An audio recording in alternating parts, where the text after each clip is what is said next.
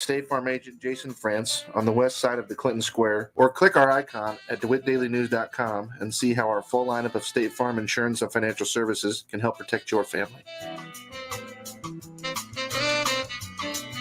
Local farm broadcaster Jared White covers the local agriculture news you need to know. Hear his reports by downloading the free WHOW mobile app.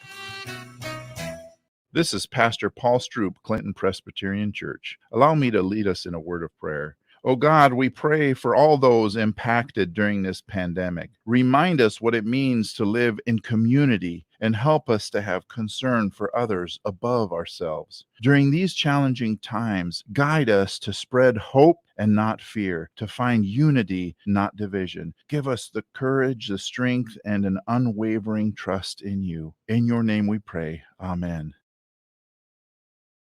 You're listening to The Morning Show on the Big 1520 across Central Illinois. WHOW. Top of the morning. Thanks for being with us. I'm your host today, Seth Lawrence. My guest in studio, John Williamson, DNR Conservation Police Captain. Good morning, John. Good morning, Seth. How are you? Good. What's keeping you busy these days? You're garbed up like you're outside today. I'm day off, with the holiday, but they've got a special handicap hunt going on over at Clinton Lake, so I'm out there helping out with that. Gotcha. You going to do some hunting today? Maybe not, but probably spend all day over there helping out for the handicap hunt. Okay. Gotcha. Cool. Awesome. So handicap hunt, what's that all about?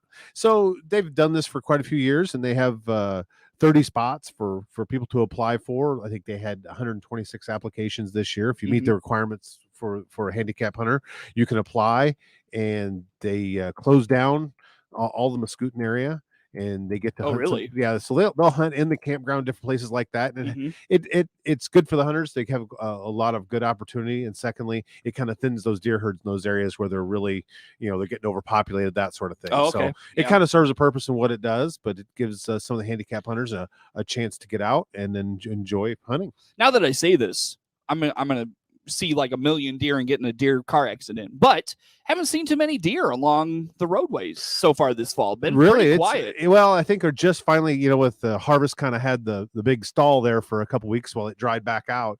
But I think they're, last week they finally got them the rest of the way out. You probably start seeing a few more deer, but the rut's just kicking off. This is the time when you really have got to be careful along the roadways. The bucks are in rut. They're chasing does, and a lot more activity going on. So now's the time to be really careful. Gotcha. So when it comes to just again, kind of the safety reminders of driving through the rural areas of our listening area, obviously look out for deer, but falling leaves can be, somewhat of a driving hazard as well, especially a day like today. I was just going to say today, coming over here, left the park, coming up Friends Creek Road, and they're on the road with the west wind blowing leaves onto the wet road, wet leaves. And I was just thinking, boy, if I really had to hit the brakes now, it would be it'd be hard to stop. Yeah. So again, it's like everything. It's with a deer, it's with road. When you worry about road hazards, slow down. Everybody needs to slow down and just be conscious of what you've got in front of you, what you can at night. Use your bright lights as much as possible, and just be wary of, not just what's in the middle of the road, but maybe what's in the ditches. Sure. Coming up for you, going to be a busy weekend. The first shotgun season of the year right around the corner. What's going on there? Not this weekend, but the next. Our busiest time of the year. That's when we have the most hunters in the field at one time. So it's just always a busy time for us, and that's when you'll see the sea of blaze orange mixed in with little pink now. Now I told you could wear the pink hat. I'm glad I've got you memorized on that. It took my future daughter-in-law to get me finally remembered that I always have to remember the blaze pink. That in there now. Yes, it's not just blaze orange. So, but you'll see a lot of hunters out in the field, that sort of thing. So excited about that. Just hope we have a good, safe season. How has the the bow season gone so far? It's gone. I saw some numbers the other day that they were down about 5,000 animals from where they were deer from the year before. But the weather's been a little warmer this year. We haven't had quite the really good hunting weather, that sort of thing. Plus, last year everybody was kind of still in the lockdown phase with the COVID stuff, so I think they were spending some more time afield than what they are this year. I see. Gotcha. Let's again, John Williamson, DNR Conservation Police Captain, is my guest in studio for this morning. Let's go over those safety reminders. Of course, you mentioned where the blaze orange or the blaze pink, but tree stand safety. It sounds like there's already been some news in other parts of the state about tree stand accidents. There's been some sad stories from down south. A few people have fallen out of tree stands, and that's our number one hunting accident. And we battle with that, making sure guys, as we always said, check those tree stands. If you've left them up, or if it's a steep tree stand you're bringing out of the garage, you're putting up every day, check them. Make sure that all the screws are tight. Make sure that nothing's bent on it, that sort of thing. If you leave it out all year, have someone with you, climb up, maybe even having a different ladder to be able to climb up in the tree stand. Check those straps, check the chains, make sure they're not grown in there. Just make sure they're going to be safe for you when you go to use them. Definitely. And then once you get up there, what do you use? A harness. Make sure you've got that harness, and make sure that that you can maneuver back to the tree, get back to the tree with the harnesses on. They make like this like a safety line kind of thing. Yeah. That once you fall out, because we've had this happen with one gentleman that fell out of his tree stand. He was an older guy and didn't have the strength to climb up the tree to get back in, and actually died in the harness because it cuts off your blood supply. No. So you want to have a way to get back into that tree stand, even if you goodness. fall out. So there's a couple things to think about when you do that. Yeah. To make sure that you're going to be safe. And always, when you head out to the woods, let somebody know where you're going. Let somebody know the vicinity you're going into, because working down in Southern Illinois around the Shawnee National Forest, we go looking for somebody, and we have hundreds of thousands of acres to try to find somebody in. Even when we find your car, there's still thousands of acres to look through. So try to let people know where your stands are, where you're at, so if there is an emergency, we can get right to you and not spend hours and maybe even days trying to find the exact tree you're in. Yeah. Is it tough to navigate those like, dense forest areas you were talking about, like Southern Illinois especially? Oh, absolutely. When you grow out in these set of woods, it's completely pitch dark out. And I know, as a hunter and been in some of the woods numerous times, I think I know exactly where I'm at, and I come out in a different spot in the middle of the night, because things look so much different after dark. Right. And that thick stuff of multiflora rose and honeysuckle, you think it looks thick in the daytime. It looks even thicker and even worse at night, because you just can't see where you're going. Gotcha. So just one of those things to be safe. Keep those things in mind for sure. Have you had a problem? I remember talking with Sheriff Schaffner when he was still over here in DeWitt County about tree stand thefts. In fact, have you seen much of that in recent years? We'll hear about that. Last year was a little bit, and it kind of started off with it. I was really worried it was going to be a bad year, and then it kind of leveled off. I didn't hear much about it, but it seems like it goes in waves, and I'm not sure if it's a group that all of a sudden decides they're going to go in the woods and start stealing tree stands or breaking into deer blinds, things like that. But knock on wood, I haven't heard much about it this year. A couple cell cameras, trail cameras have been stolen and cards out of there. That's kind of something that happens. We'll hear about. But what have you seen on trail cams this year? I've heard a lot of good deer being seen around, so that's good. We've got a couple complaints of people trespassing, that sort of stuff. Trying to find identities to them and figure out why they were on somebody's property, that sort of thing. Gotcha. That's just kind of the normal stuff for a year. I was supposed to ask you something about bobcats. Any news with bobcat hunting in Illinois lately? Yeah, bobcat tags were drawn out in September, so successful applicants got notified, and I think they're still at 500 tags statewide for the year. So it's a $5 cost to get in the lottery for one. I did not get a tag this year. So what do you want with a bobcat? They're hides. Okay. You can sell their hides. You can mount a bobcat, that sort of thing. So that's what they're there. There's quite a few bobcats in Southern Illinois. When I worked down there, it was amazing. From when I started down there in 2004 to when I left in 2012, the amount of bobcats we were seeing. Really? So their numbers have really grown. Is this just population control then in Illinois? It's a population control. It's it's an hunting opportunity where you're not damaging the population, that sort of thing. So, but it is very heavily regulated. What if the bobcat population was to be overpopulated? Like with deer, it would cause all sorts of accidents. There's some like nature things that could happen there. What about bobcats? Why do you want to keep that population under control? It's one of those things where it's just good for the population themselves. It keeps them to where they're not. Felines are very territorial, so there'll be a lot more competing for territory, a lot fewer opportunities to feed. So like your ground bird populations, things like that would be in danger, that sort of thing. So it's just keeping the population in check so the ecosystem works as it should. I see. What are some protected species from hunting in Illinois? Does that make sense? Basically, all species are protected. Even the ones we hunt are protected. Okay. They can only be hunted during certain times of the year. There's certain limits on them. Yeah, but isn't there like are there any that are like taboo? Like you just don't hunt these, like eagles. Sure, eagles. Yeah, that's all our songbirds. Okay. There's never a season on any of those. Okay. There's only 3 species of birds that can be shot any time of the year: Mhm. pigeons, Mhm.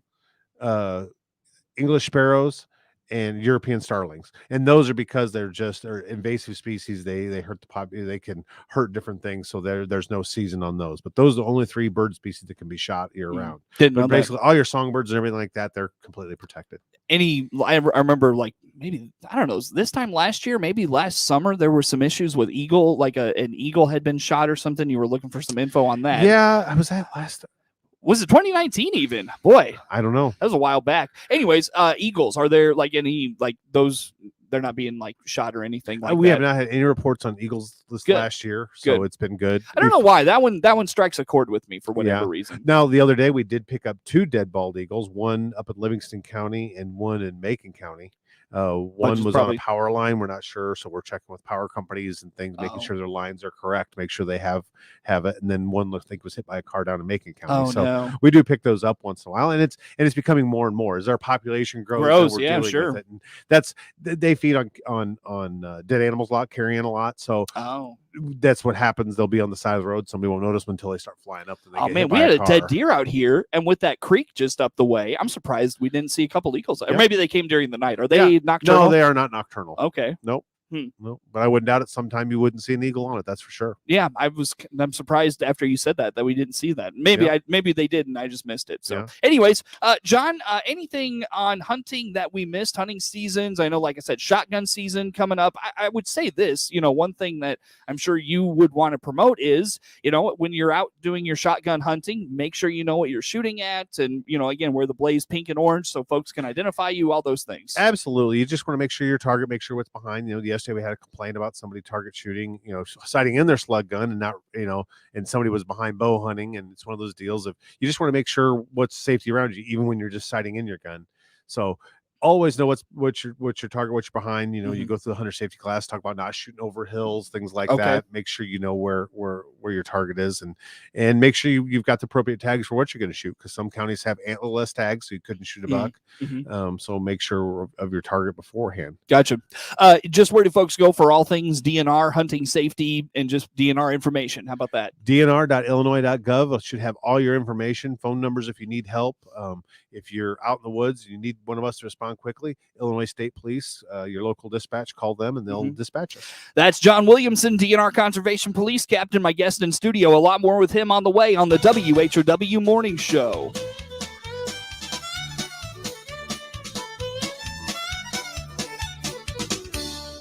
If you think a new truck or SUV is in your future and you can't find one, you can special order yours today at Baum Chevrolet Buick here in Clinton. This is Scott Baum. Even though you don't see new vehicles on our lot, they are starting to build them. We're taking orders now for new Chevrolet trucks, the Silverado 1500, 2500, 3500, plus our SUVs, the Equinox, Trailblazer, Blazer, Traverse, Tahoe, and Suburban. See our full service team today at bombchevybuick.com, right from the start. Your local garage door experts. Screaming Eagle Door Company in Clinton can install the new garage door or repair the one you have. Servicing most brands, find out more by clicking their icon at DeWittDailyNews.com. Your own home without the maintenance. If you're 55 or better, a beautiful Liberty Village villa could be yours. This is Erin, and I invite you to come take a tour of our move-in ready villa. Click the Liberty Village icon at DeWittDailyNews.com. Simply the finest. Be proactive. Preventative health care will protect you from infections, whether COVID, the flu, or other respiratory ailments. CEO Paul Scourin here from Warner Hospital and Health Services in Clinton. Now is the time to get the preventative health care to prevent infections. Warner Hospital and Health Services, your healthcare provider of choice. Hear Clinton Maroon live play-by-play this season on WHOW, the Big 1520 daytime, 92.3 FM in DeWitt County and 106.5 in Bloomington Normal all the time. Plus, streamed at DeWittDailyNews.com on the WHOW mobile app and Amazon Alexa. Plus, tune in for a best of Clinton sports broadcast every Saturday morning at 10. All brought to you by our exclusive sponsor for our Player of the Game, Serve Pro of Piatt, DeWitt counties. They can make your emergency or disaster like it never even happened. This is The Morning Show on 92.3 FM in DeWitt County, WHOW. Once again, a good morning. Thanks for being with us. I'm your host today, Seth Lawrence. My guest in studio, John Williamson, DNR Conservation Police Captain. John, we were talking in the break there a little bit. You mentioned that you're starting to get a few more night hunting complaints. And I was going to ask about this actually in the first segment. Like, when can you not hunt anymore? Like, what point in the day do things shut down?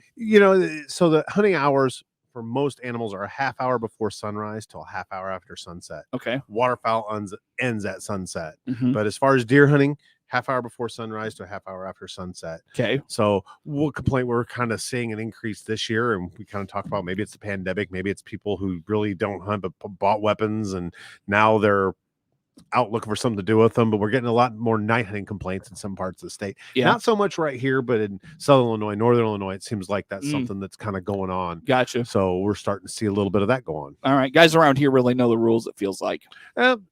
Yes and no. If they do know them, sometimes they just decide they're not going to follow them. That's why we have a job. That's why we have law enforcement. Sure. So. Anything else like keeping you busy besides like in relation to hunting, like things you're responding to, or we talk about the cell cameras, and it seems like we're getting more complaints of trespassing, that sort of thing. I see. People just have to make sure that with especially having an area like DeWitt County, when we have so much state property around Clinton Lake that they can hunt and things, you still need to make sure you know where those property lines are, because once you start getting off the lake property, you're illegal. You need to have permission before you go on those. So again, we always talk about landowners. If you do have permission from landowners, check every year. Make sure that they know that you still have permission. Make sure that piece of property hasn't been sold. Make sure that, hey, if you go in and check with the landowner, maybe you bought a new piece, and that might be an opportunity for you to get somewhere else to hunt, that sort of thing. So always check with those landowners. Make sure they know you're going to be out there. So it kind of saves some problems later for you. Are you complaint-wise. You mentioned there's state property you can hunt on at Clinton Lake. Can you set up a tree stand in those areas, or is that not allowed? On Clinton Lake, and that is a law that's different for a lot of properties, but it's getting more and more to be like Clinton Lake. You can take a tree stand out with you, set it up for the day while you're there, and then take it out when you leave. So you can't leave it there, though. But you cannot leave it there. Okay. Nope. I wondered about that. That's interesting, because I'm guessing those like upright structures you see randomly out in the country. I'm guessing those are tree stands, right? Yeah. Yep. So, or blinds, whatever you want to call blinds, it. Yeah. Okay. Sure. Yep. I didn't know what those were elevated blinds is kind of popular now. Okay. Or, today, a rainy day like today, that's what I would want to be in, because you could be out of the weather. So yeah. That's important. So some of those, those are going to be on private property, and no, those aren't on Clinton Lake property, sort of thing. Is it too late to do hunting safety courses? If you don't there's have that still taken going to care be a of? few out there, and you can do a lot of it online. So just get on dnr.illinois.gov, look under safety programs, and you can get signed up for one. Somebody called asking about one just the other day, and that's where I led them to, so they can hopefully get that class taken care of. All right, very good. Anything on hunting we haven't touched on today? This is the great time of year. About everything that you can hunt is open.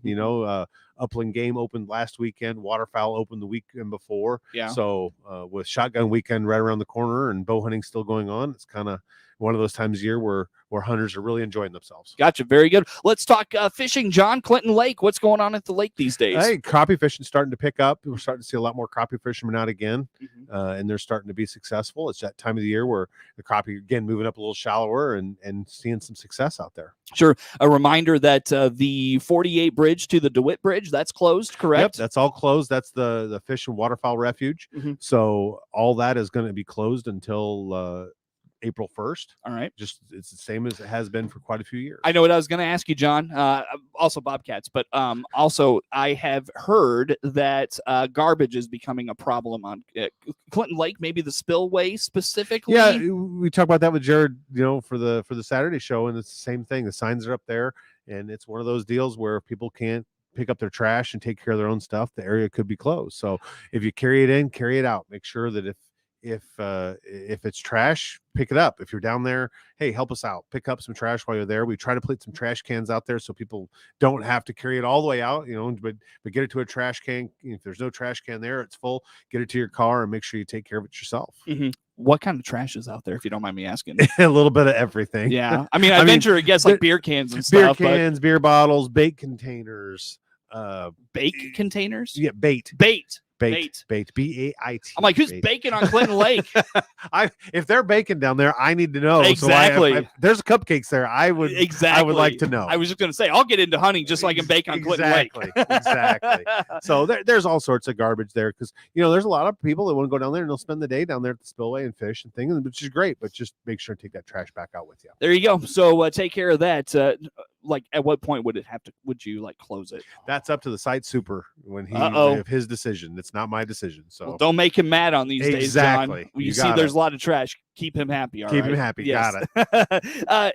What else is going on these days, John? Anything good? I mean, what's on your radar right now besides fishing? Just the hunting and fishing, and this is the time we as game wardens talk. This is the time we like to be game wardens. We put the boats away for the summer. We're not dealing with the problems in the parks and the campers and things like that. Yeah. It's great it's all out there, but that's not what a lot of us get in this job to do. So now this is your bread and butter. This is our bread and butter. We get to be game wardens. Are guys taking boats out on the lake right now? Like, are you seeing? Oh yeah, I mean fishermen.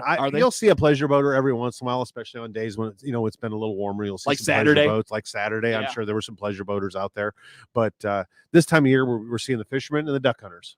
Are you able to do now? Upland game is where you like walk and you send the dogs out and they shoot So can you do that on Clinton Lake property? Yep, yeah, it sure can. It's not so like up at Moraine View in McLean County. That's a put and take where they actually release birds, that sort of thing. At Clinton Lake they don't do that, but there's wild birds there, rabbits, that sort of thing. So you just get a windshield card like you would for the other type of hunting, and you can go out there and enjoy the property. Cool. Are there like limits to what you can take with those? Yeah, absolutely. Okay. Yeah, it goes by statewide limits on all those. So pheasants, it's 2 a day. Rabbits, it's 4 a day. What's popular at Clinton? Like in terms of upland game hunting? I probably see more rabbit hunters than anything in Clinton Lake. Oh, really? The site super there is doing a lot of really good work of getting some of the. It grew up so much that the deer hunters and rabbit hunters liked it, but it took away a lot of kind of the prairie. Mm-hmm. Well, now he's trying to get a lot of that back, so we're seeing more of it, and because of that, we're seeing more pheasants. So hopefully that'll be something that we see more of. Very good. John Williamson, DNR Conservation Police Captain, in studio with us. John, how do folks learn more about all things DNR? DNR.illinois.gov will have all your information there, or somewhere a phone number to find out answers for you. Very good. John, always good to have you, my man. Happy Thanksgiving, by the way. Happy Thanksgiving, Seth. Thanks for coming out. John Williamson again, DNR Conservation Police Captain, in studio. Network News on the way.